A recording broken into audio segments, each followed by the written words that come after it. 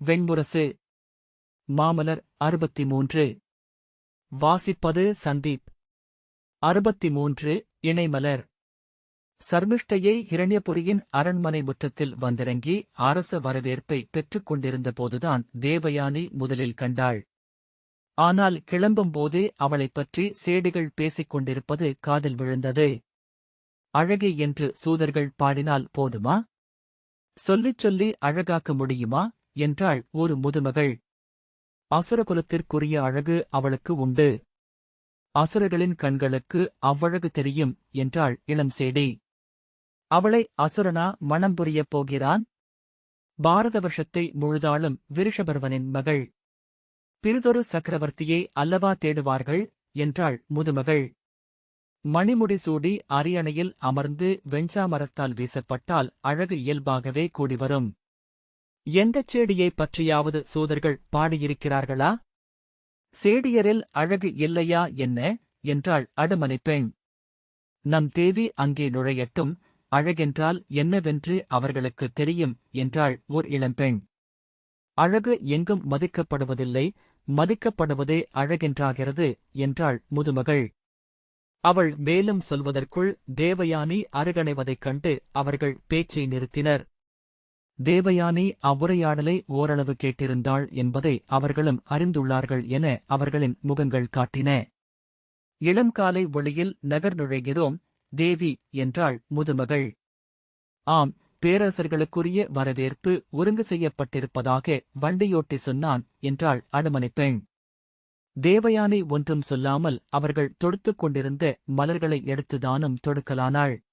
அவள் செய்து கொண்டிருந்த அணி அவர்களின் நோக்கை கவர்ந்து விழிபறிமாறிக்கொள்ளச் செய்தது. அங்கே நகர்முறை என்னவென்று நாம் அறியோம். நம்மால் மலரால் மட்டுமே அணி செய்து கொள்ள இயலும் என்று ஒரு பெண் சொன்னாள். மலர்களைப் போல பிறிதொரு அணி ஏது? பொன்னணிகள் அனைத்தும் மலரை நடிப்பவை அல்லவா என்றாள் முதுமகள். அப்போதுதான் தேவயானிக்கு தன் அணிசூடுகை அங்கே நகரில் எப்படி பார்க்கப்படும் என்னும் உணர்வு எழுந்தது. சீதையின் அணிகளை கிஷ்கிந்தையின் குரங்குகள் அணிந்து கொண்டதைப் பற்றிய சூதர் பாடலின் வரிகள் நினைவிலெழ அவள் கைகள் தயங்கத் தொடங்கின. தயக்கமில்லா விரல்களால் மட்டுமே மலர் மாலை தொடுக்க முடியும். மலர்கள் விரல் தடுமாறி உதர மாலையை வாழை இலையிலேயே விட்டுவிட்டு நாம் கிளம்ப வேண்டும் அல்லவா என்றாள். விருஷபர்வனின் அமைச்சர் சம்பிரதர் கோட்டை முகப்புக்கே வந்து சுக்கிரரை எதிர்கொண்டார். ஹிரண்யபுரியின் அமுதகலக் கொடியுடன் அவரும் 7 சிற்றமைச்சர்களும் படைத்தலைவர் 3 குலமூத்தார் 7 காத்து நின்றிருந்தனர். அவர்கள் அணுகுவதைக் கண்டு கோட்டைக்கு மேல் சுக்கிரரின் காகக் கொடி மெல்ல ஏற முரசுகள் முழங்கின. அவர்கள் அணுகியபோது கொடிவீரன் ஒருவன் புரவியில் பாய்ந்து வந்து அதை சுக்கிரரின் வண்டிக்கு முன் தாழ்த்தி அரசகுருவுக்கு நல்வரவு. நகரம் நகர்வேந்தன் முடியும் தங்கள் முன் பணிகின்றன என்றான். அவனை கைதூக்கி வாழ்த்தினார் சுக்கிரர். வண்டிகள் கோட்டைக்குள் நுழைந்து ஹிரண்யபுரியின் மண்ணில் சுக்கிரர் தன் வலக்காலெடுத்து வைத்தபோது மாமுனிவர்களுக்கும் பேரரசர்களுக்கும் மட்டுமே வழங்கப்படும் 108 பெருமுரசுகளின் முழக்கம் எழுந்தது. 1008 கொம்புகள் வான் நோக்கி வளைந்து பிளிரின. கோட்டை மேல் இருந்த வீரர்கள் மலர்க்கணவங்களைக் கவிழ்த்து வண்ணமழை பெய்வித்தனர். சம்பிரதர் அவரை வணங்கி 8 மங்கலங்களை அளித்து வரவேற்றார். அவர்கள் கொண்டு வந்த திறந்த தேரின் தட்டில் நின்று 2 கைகளையும் விரித்து ஹிரண்யபுரியை வாழ்த்தியபடி சுக்கிரர் நகர்த்தெருக்களினூடாக சென்றார். அவருக்குப் பின்னால் சென்ற கொண்டு வண்டிக்குள் அமர்ந்து சிறு சாளரத்தினூடாக அந்த பெரும் வரவேற்பை தேவயானி பார்த்தாள். இருபுறமும் மாளிகைகளின் உப்பருகைகளில் நின்றிருந்த மக்கள் அரிமலர் அள்ளி வீசி வாழ்த்தொலி எழுப்பினர். இளைஞர்கள் 2 கைகளையும் தூக்கி தொண்டை நரம்புகள் புடைக்க களிவெறியுடன் அவரை போற்றிக் கூவினர். அந்த வாழ்த்துகளிலும் கூச்சல்களிலும் இருந்த உண்மையான களிப்பு அவள் முகத்தை மலரச் செய்தது. ஹிரண்யபுரியின் வெற்றிக்கும் சிறப்புக்கும் சுக்கிரரே அடிப்படை என அவளும் அறிந்திருந்தாலும் அம்மாபெரும் மக்கள் திரள் அவரை தங்கள் குலமூதாதைக்கு நிகராக குடித்தெய்வமென்றே எண்ணுகிறது என்பதை அப்போதுதான் அவள் கண்ணெதிர் உண்மையாக தெரிந்து கொண்டாள்.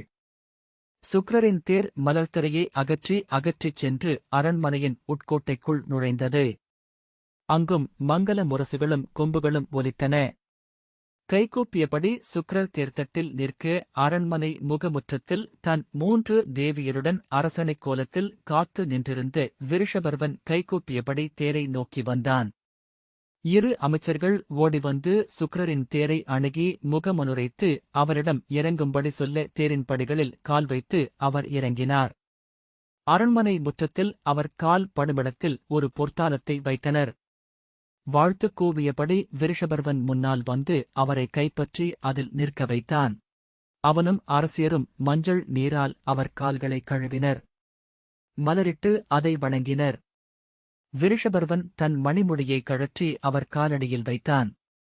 சுக்கிரர் வாழ்த்துரைத்தபடி குனிந்து அதை எடுத்து மீண்டும் அவன் தலையில் சூட்டினார். செம்பட்ட பாவட்டாவில் அவர் கால் வைத்ததும் அவர் கால் கழுவிய நீரை எடுத்து 3 பூசகர்கள் அங்கு கூடி நின்ற அமைச்சர்கள், படைத்தலைவர்கள், ஐங்குலத்து மூத்தவர்கள் அனைவரிடமும் கொண்டு சென்றனர். அவர்கள் அதைத் தொட்டு தங்கள் தலைமேல் தெளித்துக் கொண்டனர். பின்னர் அந்நீரைத் தொட்டு அரண்மனை மேல் தெளித்தனர் பூசகர். விருஷபர்வனும் அமைச்சர்களும் படைத்தலைவர்களும் 2 பக்கமும் நின்று தலைவணங்கி முகமன் கூறி சுக்கிரரை அரண்மனை நோக்கி அழைத்துச் சென்றனர். தேவயானையின் கூண்டு வண்டியை நோக்கி வந்த முதுசேடி ஒருத்தி திரையை திறந்து, வெளியே வாருங்கள் தேவி என்றாள். அவள் கைகூப்பியபடி படிக்கட்டில் கால் வைத்து தரையில் இறங்கினாள்.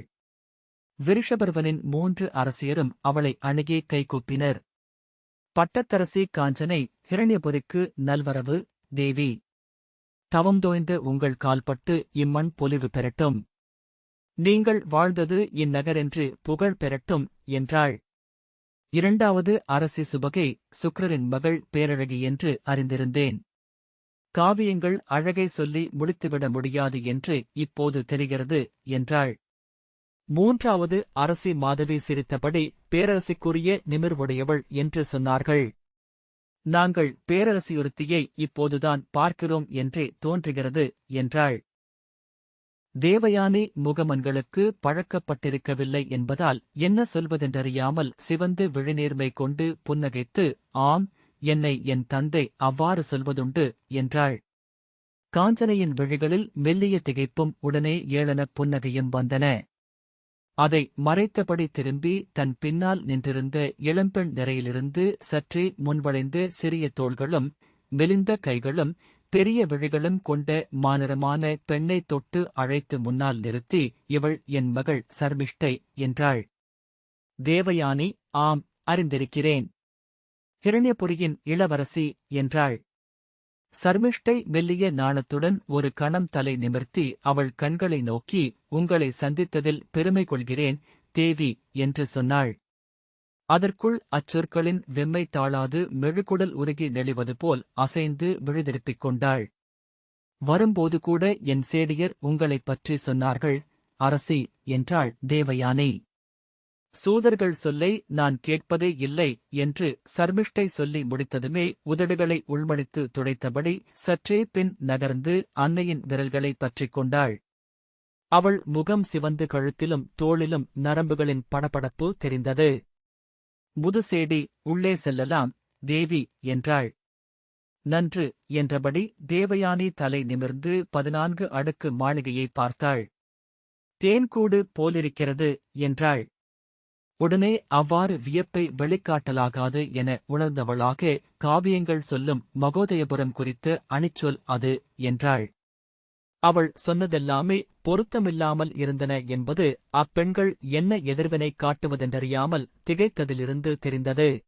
பல அடுக்குகள் கொண்டதென்றாலும் மலரிதழ்களைப் போல எடையற்றிருந்தது அது என்கிறார் பார்க்கவர் தன் காவியத்தில் என்றாள். அவர்கள் நிலையான முகமலர்வுடன் பொதுவாக தலையாட்டியதிலிருந்து அவர்களுக்கு காவிய அறிமுகமே இல்லை என்று அவள் உய்த்துணர்ந்தாள். அவளுக்குள் இருந்த பதற்றம் விலகி புன்னகை எழுந்தது. அப்புன்னகை முகத்திலும் விரிய எடையின்மை என்பது எப்போதுமே உள்ளத்தை மலைக்கச் செய்கிறது.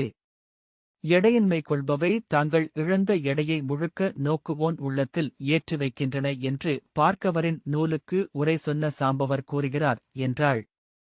அவர்கள் என்ன உணர்கிறார்கள் என எண்ணிய போது அவளுக்குள் சிரிப்பு நிறைந்தது. அவர்கள் அனைவரை விடவும் அவள் உயரமாக இருந்தாள். அத்தனை பெண்களுடைய தலைவகைகளும் அவளுக்கு தெரிந்தன. அவள் கைகள் அவர்களுடையதை விட எடையும் நீளமும் கொண்டவையாக இருந்தன. இயல்பாகவே பிறருடைய தலையிலோ தோளிலோ கை வைத்துதான் அவளால் பேச முடிந்தது. அரண்மனை இடைநாழியினூடாக அவள் செல்லும்போது சேடியரும் ஏவல் பெண்டுகளும் தங்கள் அறைகளிலிருந்து வாசல்களினூடாகவும் சாளரங்களினூடாகவும் முட்டி நெரித்து தலை நீட்டி அவளை பார்த்தனர். அத்தனை விழிகளும் மலைப்பும் தவிப்பும் சூடின. அவளை இருபுறமும் அகம்படி சமைத்து அறைக்கு கொண்டு சென்ற முதன்மைச் சேடி, அரண்மனையிலேயே தாங்கள் தங்கியிருக்கலாம் என்று ஆசிரியரிடம் சொன்னோம். அவரோ தாங்கள் அவரிடம்தான் தங்க வேண்டுமென்று சொல்லிவிட்டார் என்றாள். இன்னொரு சேடி, ஆனால் அங்குள்ள தவக்குடிலும் அரண்மனைக்கு நிகராகவே அமைக்கப்பட்டுள்ளது தேவி என்றாள். இடைநாழி நீண்ட இருபுறமும் சந்தனச் செதுக்கு தூண்கள் நிறைவகுக்க அவற்றின் நிழல்கள் விழுந்து படிக்கட்டுகள் போல் தெரிந்தன. அவர்கள் அவளை அமர வைத்து சிற்றவை கூடத்திற்குள் 14 பீடங்கள் இருந்தன. நடுவே 3 பீடங்கள் சாய்வு முகுடங்களுடன், பொற்கவசப் கைப்பிடிகளுடன், செம்பட்டு மெத்தையுடன், சிம்மக்காலடிகளுடன் அரசியருக்குரியவையாக அமைந்திருந்தன. பேசியபடியே இயல்பாக சென்ற தேவயானி மையத்திலிருந்த பட்டத்தரசியின் பீடத்தில் சென்றமர்ந்து நன்கு சாய்ந்து இரு கைகளையும் கைப்பிடிமேல் வைத்துக் கொண்டாள். குழல்கற்றை தோளில் சரிய தலை திருப்பி அவளுக்குப் பின்னால் சேடியர் உடன்வர உள்ளே வந்த பட்டத்தரசி காஞ்சனையிடம், 3 அரசியருமே இங்குதான் தங்குகிறீர்களா என்றாள். சேடியர் பதற்றத்துடன் பேரரசியை நோக்க விழிகளை அசைத்து அவர்களை சொல்விலக்கிய பட்டத்தரசி அவள் அருகே வந்து வலப்பக்கம் இருந்த பீடத்தில் அமர்ந்தபடி, ஆம், இதுதான் மகளிர் மாளிகை. இங்கு ஒவ்வொரு அடுக்கும் ஒவ்வொரு அரசியருக்கு என்றாள். இடப்பக்கம் இருந்த பீடத்தில் அமர்ந்த 2வது அரசி சுபகை கீழ்த்தளங்கள் ஏவலருக்கும் சேடியருக்கும் உரியவை. 2வது தளத்தில் நீராட்டு அறைகள் உள்ளன. 3வது தளத்தில் சமய அணியறைகள். அதற்கு மேல் ஒவ்வொருவருக்கும் ஒரு தளம் ஒதுக்கப்பட்டுள்ளது என்றாள். அவர்கள் அத்தருணத்தை இயல்பாக்கும் பொருட்டு பேச விரும்பினர். சர்மிஷ்டை தன் 3வது அன்னை மாதவியின் தோள் பற்றி பாதி உடல் மறைத்து முகம் தோளுக்கு மேல் நீட்டி பெரிய விழிகளால் நோக்கி நின்றிருந்தாள். அவள் நோக்குப்பட்டதும் உடலில் மெல்லிய அசைவிழ அவள் விழிதாழ்த்தினாள். இவள் ஏன் இவ்வளவு அஞ்சுகிறாள் என்றாள் தேவயானி. காஞ்சனை சிரித்து, எங்கள் மூவருக்கும் சேர்த்து அவள் ஒருத்தியே மகள். ஆகவே இளவயதில் கொஞ்சதல் சற்று மிஞ்சிப் போய்விட்டது. குழந்தை நிலையிலிருந்து அவள் வளரவே இல்லை என்றாள். தேவயானி நகைத்து, நன்று. எவ்வளவு காலம் குழந்தையாக இருக்கிறார்களோ அவ்வளவுக்கு மகளிர் மகிழ்ந்திருக்கிறார்கள் என்றாள். பட்டத்தரசி கை காட்ட சேடியர்கள் உள்ளே சென்று தேவயானிக்கு பரிசுகள் கொண்டு வந்தனர். 5 மங்கல பொருட்கள் வைத்த பொற்தாலம் முதலில் வந்தது. பீதர் நாட்டுப் பட்டாளைகளும் கலிங்கத்து மென்பருத்தி ஆடைகளும் அருமணிகள் பதித்த நகைகளும் சிமிழ்களும் விளையாட்டுப் பொருட்களும் என 18 தாலங்களில் பரிசுப் பொருட்கள் அவள் முன் வந்தமைந்தன. கண்களில் துணுக்குரலுடன் அவள் அவற்றை நோக்கி, இவையெல்லாம் எனக்கா என்றாள். ஆம், முதல் முறையாக இவ்வரண்மனைக்கு வந்திருக்கிறீர்கள். தங்கள் தகுதிக்கு பரிசளிக்க எங்களால் இயலாது. இது எங்கள் தகுதியைக் காட்டும் பரிசு என்றாள் பட்டத்தரசி காஞ்சனை. தேவயானி வாய்விட்டு நகைத்து, இவை அனைத்தையும் நான் எங்கு கொண்டு வைப்பது என்றாள். தாங்கள் இன்னும் குடில் கூட்டத்தை பார்க்கவில்லை. தங்கள் குடில் 3 அடுக்குக் கூரையுடன் அரண்மனை போலவே கட்டப்பட்டுள்ளது. அங்கு தாங்கள் பேரரசிக்குரிய வாழ்க்கையை வாழ முடியும். விரும்பிய பணி செய்ய சேடியர் உடனிருப்பர் என்றாள் மாதவி. இங்கிருந்து உரிய ஆடவனை தாங்கள் மணமுடித்துச் செல்லும்போது பேரரசியருக்குரிய பெண் செல்வத்துடன் தான் செல்ல வேண்டும் என்றாள் சுபகை. சிரித்தபடி தேவயானி சர்மிஷ்டையின் விழிகளை சந்திக்க அவள் பதறி தன் நோக்கை விலக்கிக் கொண்டாள். அதிலிருந்து மிரட்சி தேவயானிக்கு வேடிக்கையாக இருந்தது.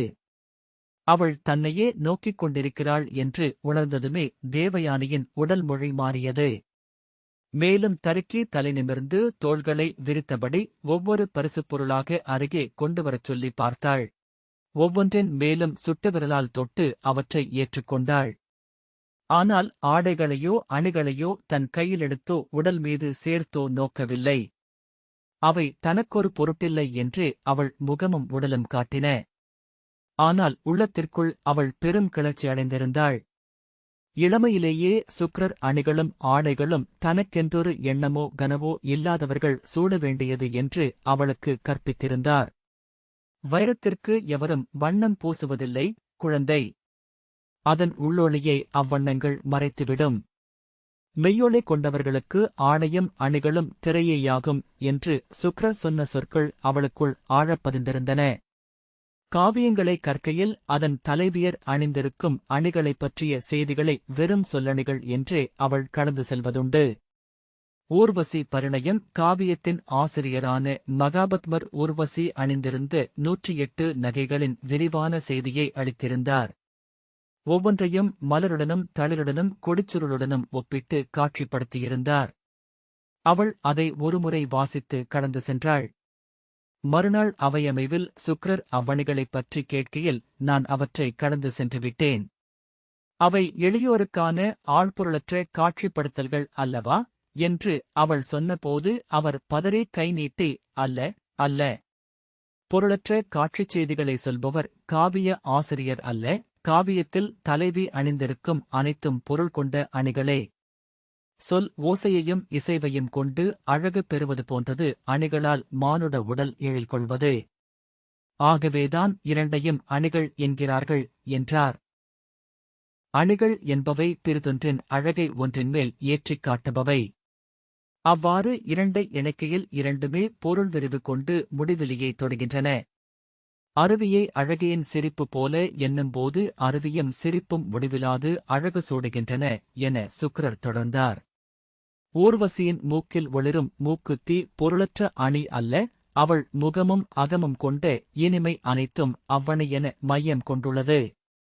இளங்கன்னியாகிய தலைவி தலையை அசைத்து அசைத்து பேசுகையில் காதைத் தொட்டு நடனமிடும் குழை வெறும் அணி மட்டும் அல்ல, அவள் கொண்ட உளக்கொண்டாட்டத்திற்கு அடையாளமும் கூட என்றபின் நீரிலெழும் மலர் தன் நிழல் மலரை பீடமென கொண்டுள்ளது. இல்லை, நிழல் மலர் தன் தலையிலணிந்த அணிமலரா மேலெழுந்து மலர்ந்தது என அவர் அடுத்த வரிக்குள் சென்றார். விழிகள் கூர்ந்து அவர் முகத்தையே நோக்கிய பின் குனிந்து அந்த வரிகளில் நெஞ்சொட்டினாள். வகுப்பு முடிந்து திரும்பி தன் அறைக்குச் செல்லும்போதே வழியில் நின்று அவ்வணிகளை கூர்ந்து படித்தாள். அறையில் மீண்டும் மீண்டும் படித்துக் கொண்டிருந்தாள். சுவடியை மூடிவிட்டு அடுமனைக்குச் சென்றபோது அவ்வணிகளின் நினைவாகவே இருந்தாள். அங்கிருந்த காய்களும் கனிகளும் எல்லாம் நகைகளாகிவிட்டன. மீண்டும் தன் அறைக்கு வந்தபோது வரும் வழியில் பூத்து நின்றிருந்த சரக்கொன்றை அணி சூடி நிற்பதாக தோன்றியது. அறைக்கு வந்து சுவடியை எடுத்து அப்பாடல்களை மீண்டும் படித்தாள். பித்தெழுந்தவள் போல அவற்றையே திரும்பத் திரும்ப படித்துக் கொண்டிருந்தாள். அந்த அடிமை கொள்ளல் அவள் உள்ளறை ஆணவத்தை சீண்டவே சலித்து சுவடியை மூடி கிருதரிடமே கொடுத்துவிட்டாள். ஆனால் எண்ணத்தில் பதிந்த அவ்வரிகள் எப்போது இயல்பாக பிற நினைவு ஓய்கிறதோ அப்போதெல்லாம் எழுந்து வந்து கொண்டிருந்தன. பின்னர் கனவில் அந்நகைகள் அனைத்தையும் அணிந்து அரியணையொன்றில் அமர்ந்திருக்கும் அவளை அவள் கண்டாள். ஒரு மலைமுடியின் உருளைப்பாறை மேல் அவ்வரியணை இருந்தது. அவளைச் சுற்றி எவருமிருக்கவில்லை. காற்று ஆடைகளையும் குழலையும் பறக்க வைத்தபடி கடந்து சென்றது. மிக ஆழத்தில் முகிற்படலம் படிந்த பெருநகரொன்று தெரிந்தது. அதன் கோட்டைச் சூழ்கையும் மாளிகை முகடுகளும் மலர்ச்செடி வண்ணங்கள் கொண்ட உப்பரிகைகளும் முகிலுக்குள் தெளிந்தும் மறைந்தும் விரவிக் கிடந்தன. சிறிய தழல்கள் போல கொடிகள். கோட்டையைச் சுற்றி வளைத்து நீலாறு மெல்ல திருப்பப்படும் பாழ் என ஒளி சுடர்ந்தது. படையொன்றின் முழக்கம் வெளிதாக கேட்டுக் கொண்டிருந்தது. வலப்பக்கம் ஆழத்திலெங்கோ மாபெரும் கண்டாமணியொன்று 7 முறை அடித்து ஓய்ந்தது. விழித்த பின் அக்கனவின் மலர்வால் முகம் நகைசூட மயங்கியவள் போல நெடுநேரம் படுத்திருந்தாள். கண்மூடி அக்காட்சியை மீண்டும் எழுப்ப முயன்றாள். அப்போது